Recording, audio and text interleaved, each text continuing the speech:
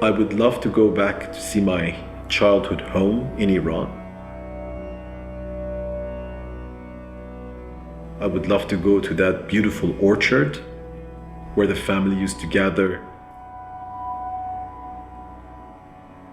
I would love to see the country that is, so much a part of my soul, but I'm afraid that if I go back as an adult, I will see the world very differently. I'm sure they would love to have me back, and I would be greeted in the torture chambers of the Islamic Republic of Iran.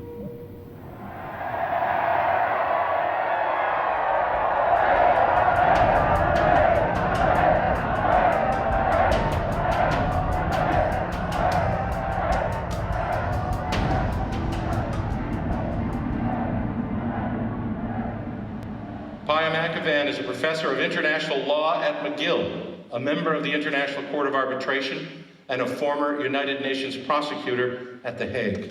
He has served with the UN in conflict zones around the world, including Bosnia, Cambodia, Guatemala, Rwanda, and East Timor.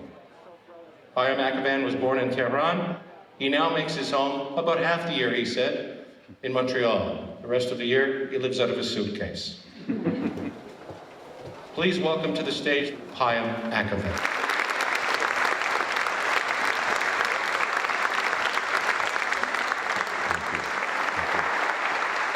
My own childhood experience of persecution and exile as a member of the Iranian Baha'i minority was the beginning of my human rights odyssey.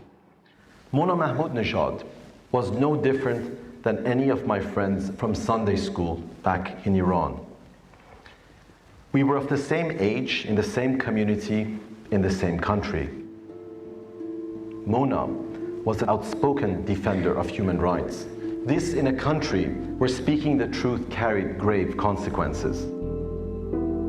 Mona's death changed everything. I would never be the same person again.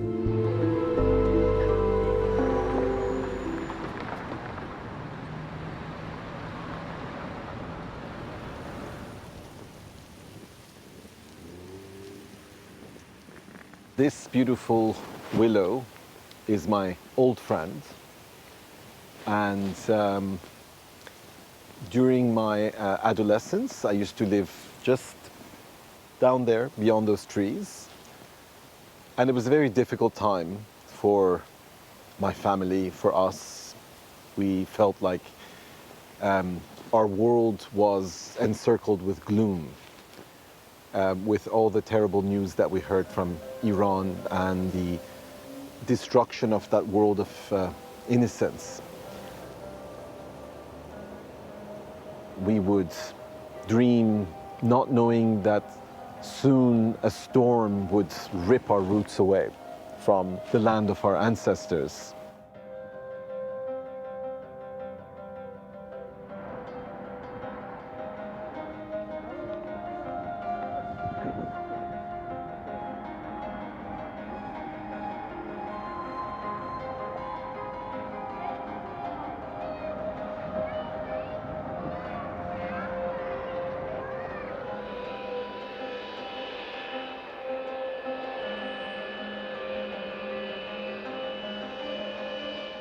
As an immigrant adolescent in Canada, one of two brown kids in the schoolyard, I was trying to fit in. I was trying to be cool.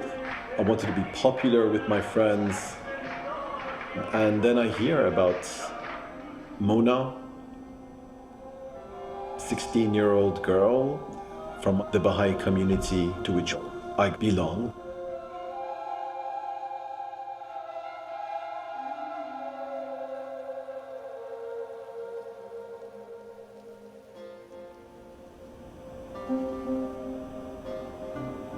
She wrote an essay, a high school essay, calling for her human rights.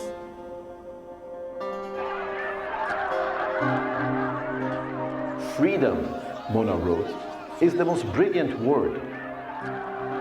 So why don't you let me be free to say who I am and what I want?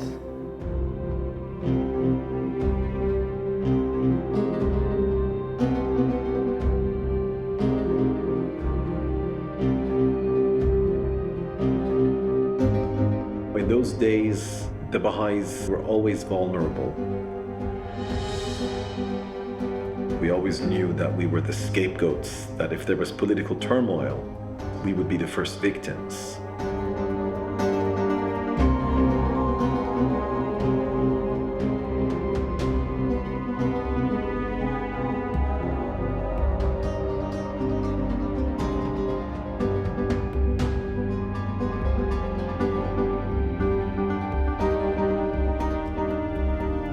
The religious judge had given the Baha'is a stark choice: Islam or execution. It was an ultimatum to convert or face death.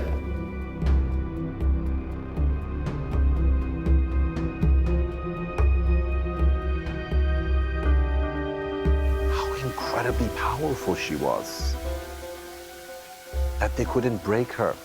After months of torture, she went to her death smiling at her executioner.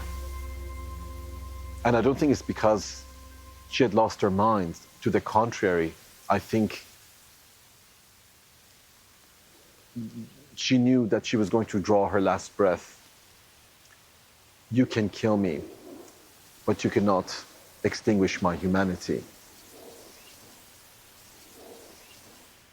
And that always stayed with me. What would I do if I was given a choice between surrendering to tyranny or surrendering my life? What an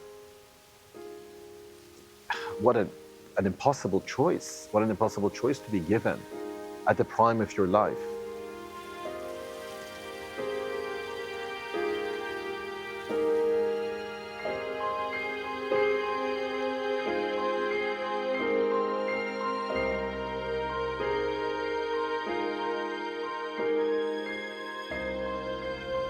That was a turning point. Either I'm going to turn my back to this injustice, or I'm going to rise to the occasion. And I decided to become a fighter, to struggle for justice, because it was my only path of redemption.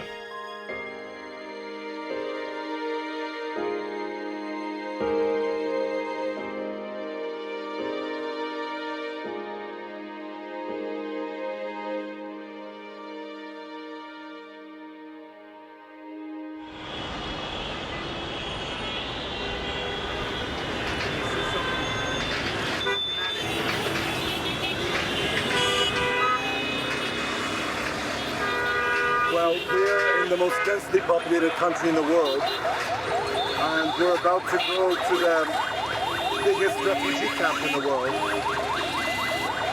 There's a difference between people's daily struggles trying to make ends meet and those who've been stripped of their humanity and sent to the refugee camps to die a slow death. There's a very big difference.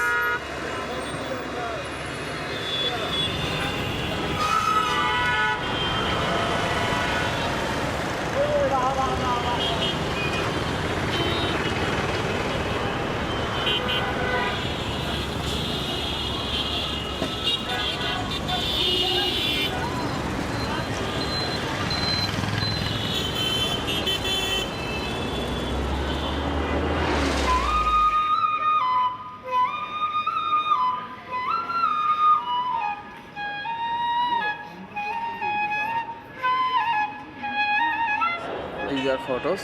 Yes. Last year, when in September, when the bulk quantity of Rohingya people coming to Bangladesh. So September 2017. September 2017 is nearly the border side. Just now they just crossed the border. And I understand that the vast majority have crossed into Cox's Bazar district. Yes. Yeah. Are they crossing a river here? There is a river. Yes. So there's a river even northeast of Naf. Yes. Yeah. After cross the Myanmar-Bangladesh border, then they also need to walk more than 5 kilometers To get to the camp. right I asked the lady, she said it needs 15 days to come Bangladesh, and on the way my baby born. So she gave birth on the way? Yeah, on the way.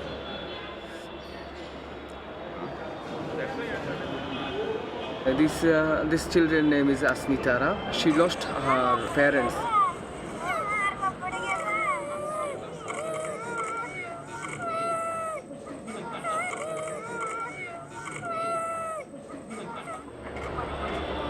He's been shot in the head. Yeah.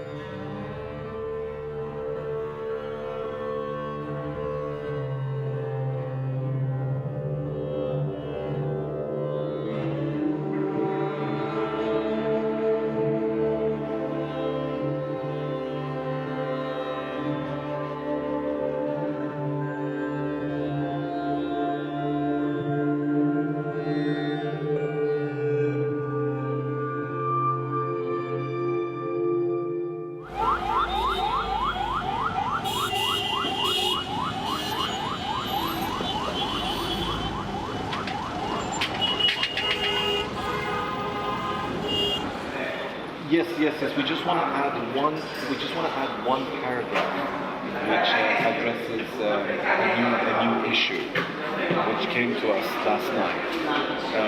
But then we could go to Cox's Bazar earlier, but we can talk about that. So we'll see you after the meeting with the Prime Minister. Thank you, sir. Thank you. Koda Hafiz. Koda Hafiz.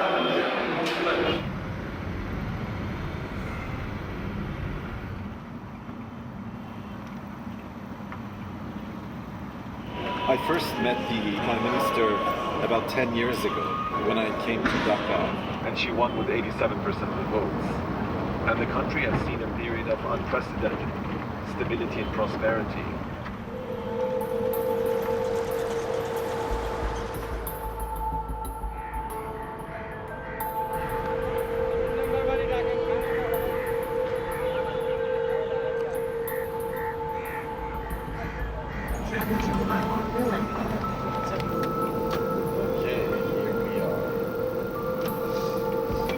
Quite a chaotic place.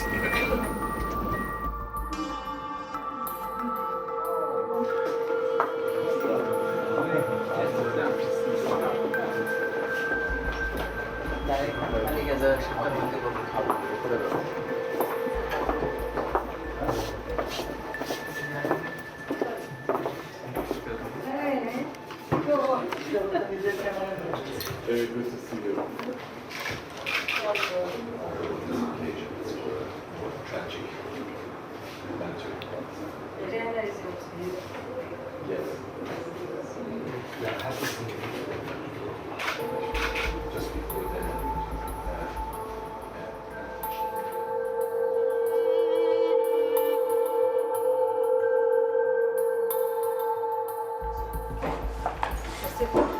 Because I know this solution at this point, though it is not related, but we discussed this. I'm at your service, so thank you for the office. Thank you so much. Thank So you. there's a Very new nice. book.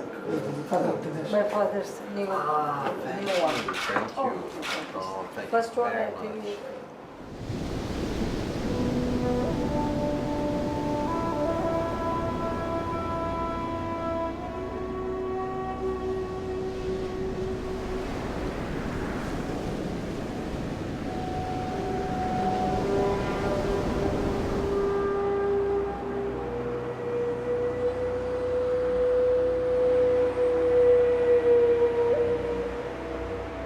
It's remarkable to be here. It's such a beautiful, beautiful sea, and people come here for vacation. This is the leading resort in Bangladesh. People come here with their families to have a wonderful escape from the smog and awful noise of Dhaka, the traffic.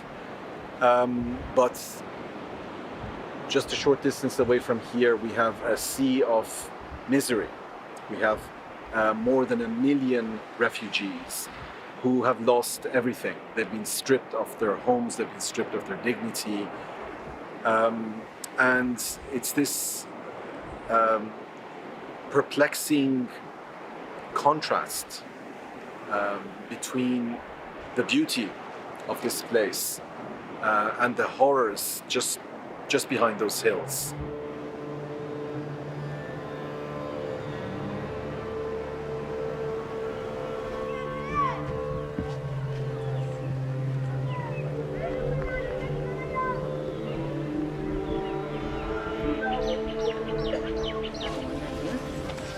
Good morning. Good morning, sir. This is Colonel Manjur. It's a pleasure. I'm the commanding officer of Border Guard Bangladesh here. I do operate in this area. Welcome. Thank you very much. Thank you for having us. Thank you. You know, we are just very near to the Bangladesh-Myanmar border. This is a Rohingya refugee camp. It's in the no man's land. You can see those barbed wire fence coming down from the hill. Those are very much inside Myanmar. Suddenly, I heard huge gunshot across the border. It's a massive volume of fire. Lots of civilians, including women and children, they were rushing towards Bangladeshi border as firing was going on at their back. And it is something you need to see really, how the civilian negotiate barbed wire fence when firing is going on at their back. That's really something to be seen.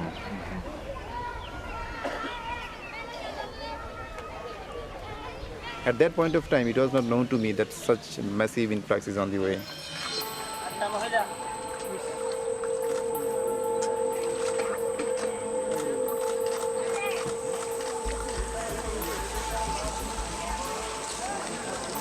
I was instructed by the highest authority of my country that no matter what's happening there, you consider the humanitarian aspect, keep it on the top.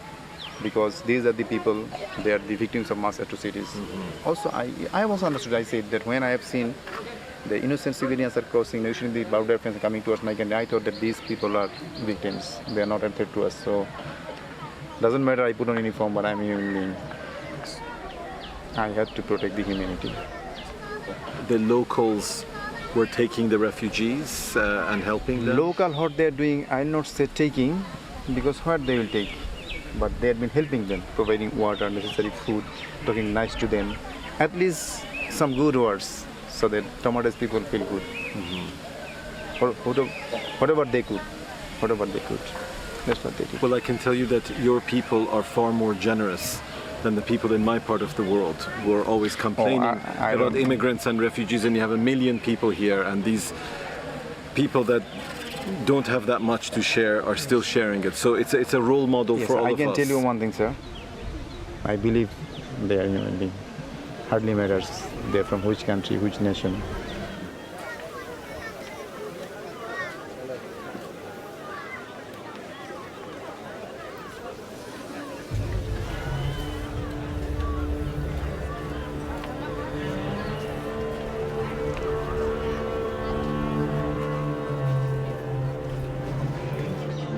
Right from this Rohingya camp, I have seen standing on my own eyes. It was difficult for me to.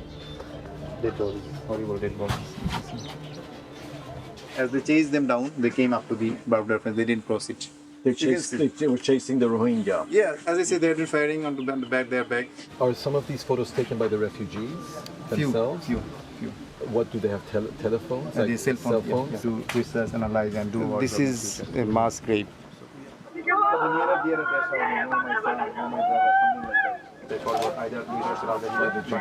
We have reports of Myanmar military using loudspeakers to tell people to leave. Right here, right here. And do you It have was happening in this morning. Do you have before any he came film? down. Do you have films of that? Yes, we have. I just show you, Asana. So this morning, Yeah. they were telling the people to leave. Yeah. Which people? The people in no man's land. People in no man's land. And are you now in the no man's land? Yeah, no man's You're in that area Yeah, there. On the Myanmar side or on the Myanmar. Myanmar side?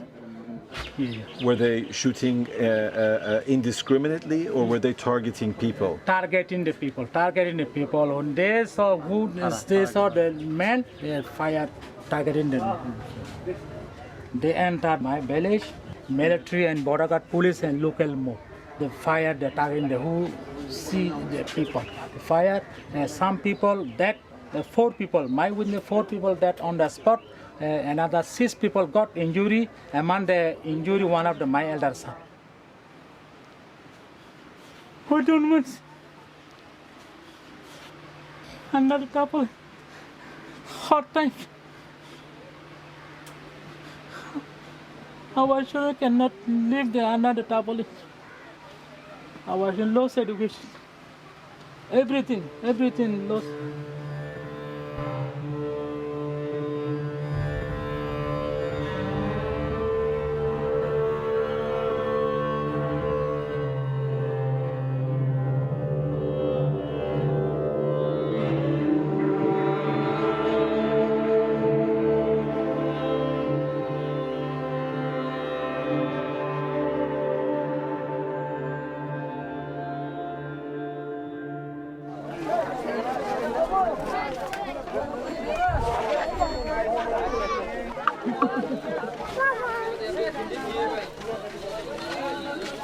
My name is Payam Akhavan. I'm from Canada. I'm a professor of international law, and I used to be prosecutor with the United Nations. I'm of Iranian origin, so I can say alaikum salam to all of you. It is useful for us to understand the circumstances under which you have come into Bangladesh. So we are here to listen, and we thank you to share your stories as you wish. Thank you. ফরজে তো ফাড়ি গিয়ে গই মানুষজন গরু সহ লইরে খেত খলা মাজা বেলা নিলে বাদে তারা গুলি ফায়ার করা শুরু করে চারো জনের গুলিও করাই দিয়ে বাদে জগাই দিয়ে এই বাদে হলো আরো শিক্ষা In front of him, 4 his actually relatives killed by the man. বাদে মুড়া মাছ 3 দিন পর্যন্ত আইছিলাম মুড়া বাদে আইরে আরো বাদে Then they hide in the hills, in the jungle. জিন লরি সরি না মারে মজবুর মানুষের কলেজ বেগু ফুরি গিয়ে বাজে কোন হইলো হারা গাড়া তাইরে বাংলাদেশের সাইড পাই ফোনটিলে বাংলাদেশে যায় আর মদত করো দোনা আর ইও তাইরে জানবা দে হেফাজত সাজে দূর তাইরে কি দেবা Thank you. So on a kind of on the field. Military আছে পুলিশ আছে আর্মি আছে বেগম বাইন করে রে 10 বাজে গিয়ে পার আমাদের গুলি মারা শুরু মরতনে নেলা মাইভাদনে মরতনে নেলা দুজন নেলা বানিয়ে রে দাসে পুরানো জমুর গুলি ফালা ডা গুলি মারে জরাই দে রে নমরা সব আজ খাঞ্জে তোলে গুলি দে কি আর তার যেমন নিজের মানুষের বেগম হাড়ি ফেলে হাড়িয়ে আর উনা ঠাল মারিছি তো মাইভাদনে নে সাইজে রে হড় নিয়ে কই না কই না মাইভান হড় নিয়ে কই না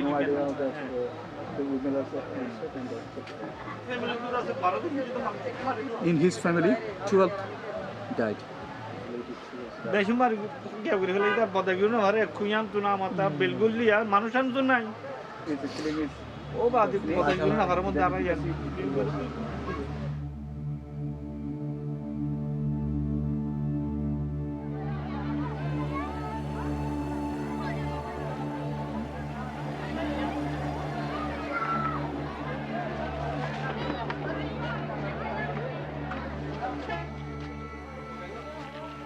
There are some basic humanitarian needs that they have here, but they're also severely traumatized. They need therapeutic treatment as well.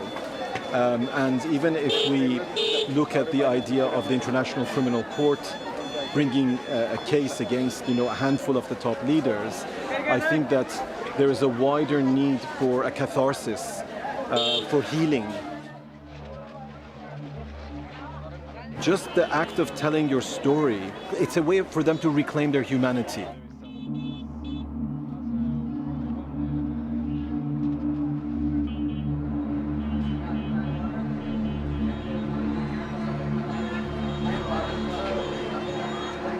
One-year child was killed by the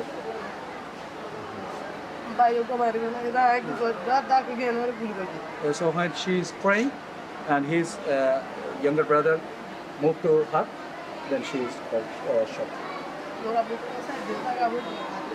So they hide in the jungle of the hill 4 days. There is no food, there is no And another 5 days they have to need to reach our border.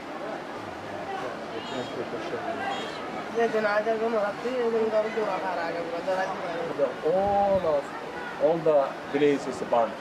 There is no trees, no belongings, only ashes.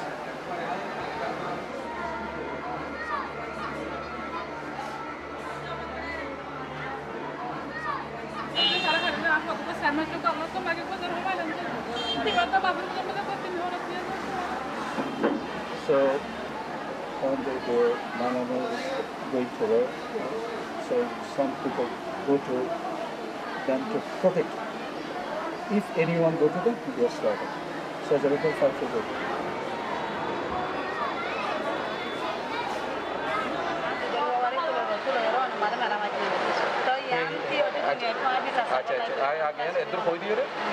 She is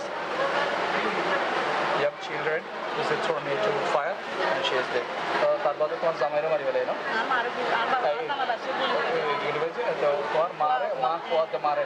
His mother and his and the 4 months baby thrown into fire and they burnt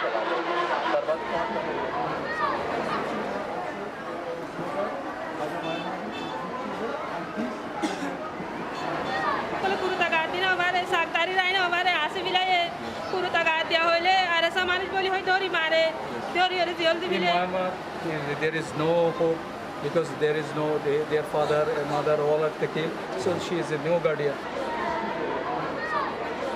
She thought that you are the guardian of us.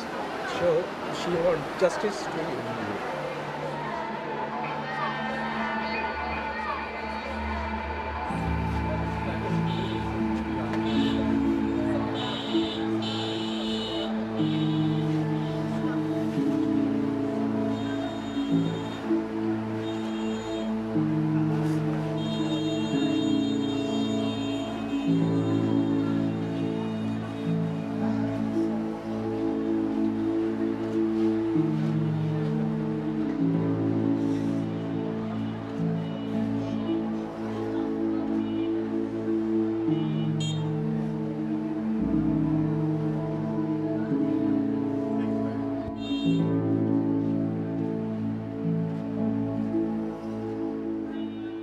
At a time like this, I think about Mona. I think about Mona who started me on this journey. And I know that she would want me to be here right now. She would want me to be here with these people to at least hear their stories, to at least let them know that they matter.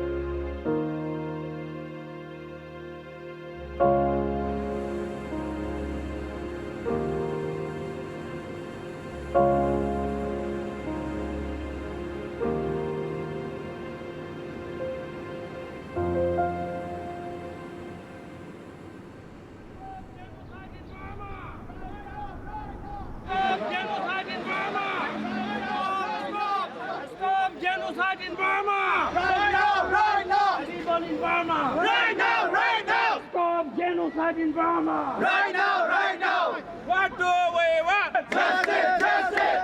Aung San Suu Kyi, shame on you! Shame on you! Stop killing Rohingya people in Burma! Right now, right now!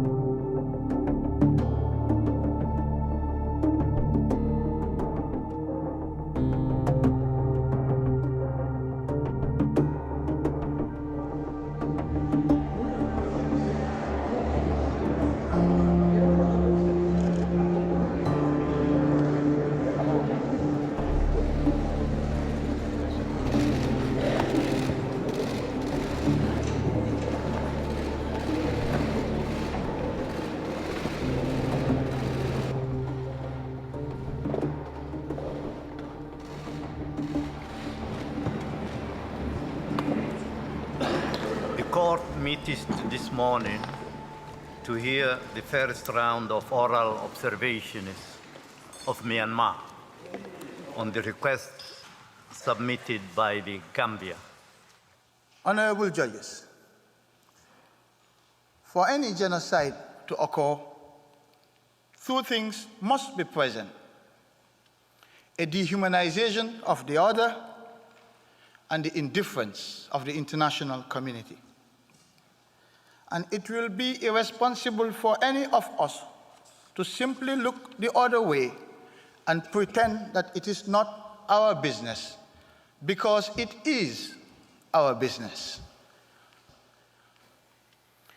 I now invite Professor Akhavan to take the floor. Mr. President, distinguished members of the court, it is a privilege to appear on behalf of the Gambia. On 9 December 1948, in the shadow of the Holocaust, the world said never again. Yet, in Srebrenica, Rwanda, Darfur, and many other sites of sorrow, we have witnessed again and again humankind's failure to prevent genocide.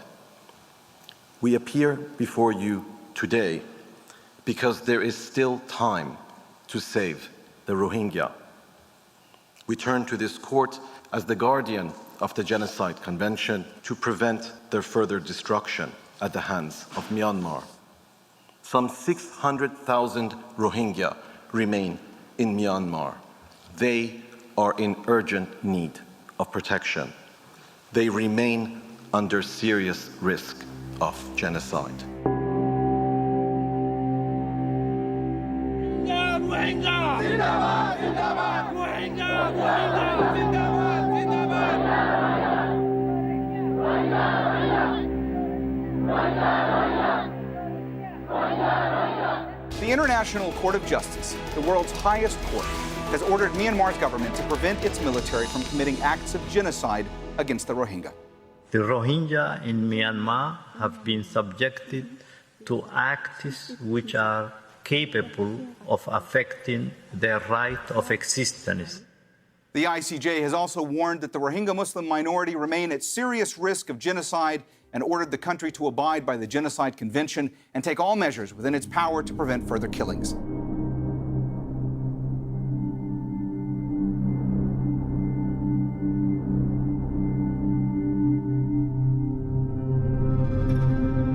A lot has happened in the past 2 years. We've taken very important steps forward in achieving some justice. Even if it's not possible to immediately arrest some of these people,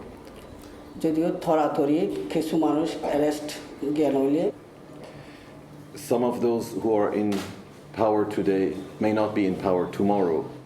There are several more stages remaining until the court hears the full case and gives a judgment.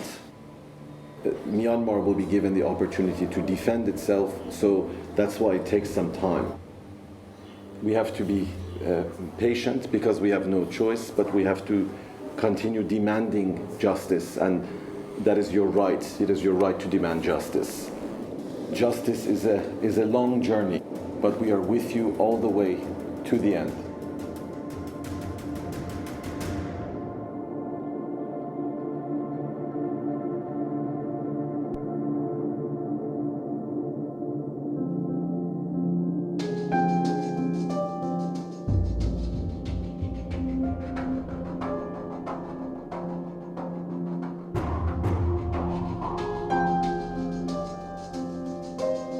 I would grow up understanding that speaking truth to power could be a matter of life and death.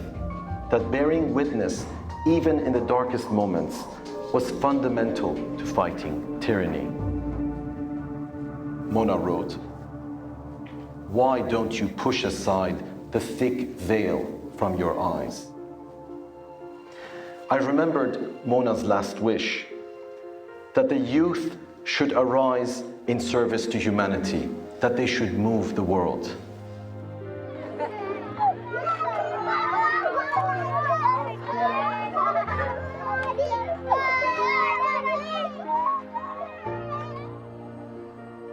If I go back to Tehran, I'm afraid that I will see the world very differently.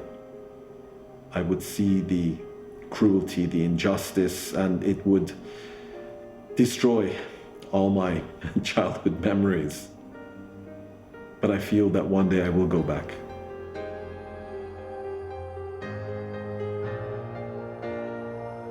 I have a responsibility to fight for justice, and it's a matter of self-respect. It's a matter of looking at myself in the mirror, silence of my own conscience, and saying that at least I tried. I tried in this world of chaos and madness and cruelty and greed and corruption, that I rose to the occasion. That's the most that I can hope for.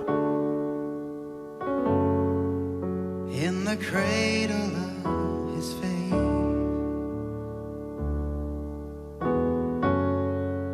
where the rivers turn to red, the sunlight softens the dark,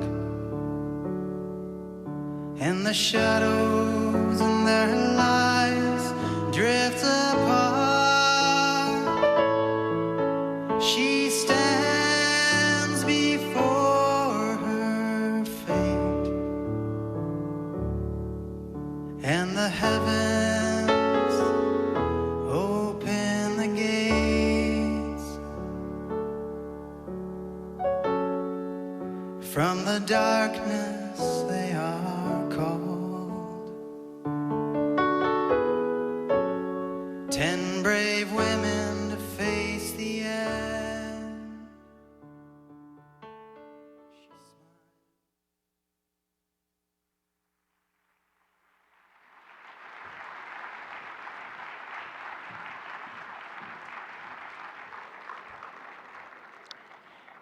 از آقای دکتر اخوان خواهش میکنم تشریف بیارن و برای چند دقیقه درباره این مستند سخنانی رو ایراد بکنن.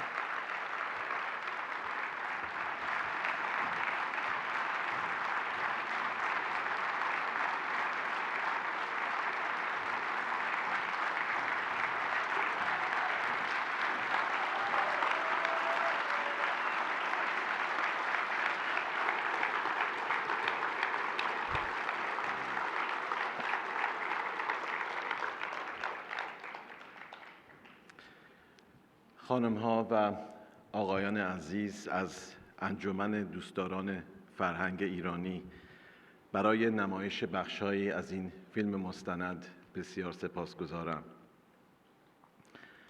لحظاتی در زندگی است که غم و اندوه ما را فرا می‌گیرد. با درد و رنج طاقت فرسا مواجه می‌شویم و احساس می‌کنیم که تاریکی وجودمان را فرا گرفته. اما اگر ایمان داشته باشیم می‌دانیم که تاریک‌ترین لحظه شب قبل از سپیده دم است. ما نمی‌توانیم عمق و قدرت کرامت انسانی رو در راحتی و آسایش درک کنیم. در تلاش برای عدالت، حتی وقتی که هیچ امیدی نیست، به سوی یک انسان کامل و یک انسانیت مشترک سفر می‌کنیم. به پیش می‌رویم با اطمینان به اینی که خورشید طلوع خواهد کرد. که نور بر تاریکی پیروز خواهد شد. سالهای پس از انقلاب برای بسیاری کابوس بود. مردمان بیگناهی که کشته شدند، مادران و پدران، خواهران و برادران که عزیزان خود را از دست دادند. چقدر رویاهایی که ویران شد، چقدر زندگی‌هایی که از هم پاشید. خبر اعدام 10 زن بهایی در شیراز در تابستان 1362 بسیار دردناک بود. اعدام منای محمودنژاد 17 ساله که همسن من بود برای مسیر زندگی من یک نقطه عطفی بود. چرا او و نه من؟ چرا او و نه من؟ اگر او جانش را فدا کرد تا به آینده بهتری برسیم، پس وظیفه من که در کشوری آزاد می کردم چه بود؟ بیش از 40 سال از آن واقعه تلخ می گذرد و هزاران نفر به نام آن عزیزانی که با ناحق جانشان خاموش شد برخاستند. آنها به جای خیره شدن به تاریکی قدرت نور را کشف کردند و به دنبال آن در جهت عشق تسلیم ناپذیر و خدمت فداکارانه به بشریت قدم برداشتند. آن عزیزان از دست رفته مانند ستاره‌هایی در کهکشان‌های دور هستند که پس از رفتنشان هنوز می‌درخشند. امید نیروی عظیمی است.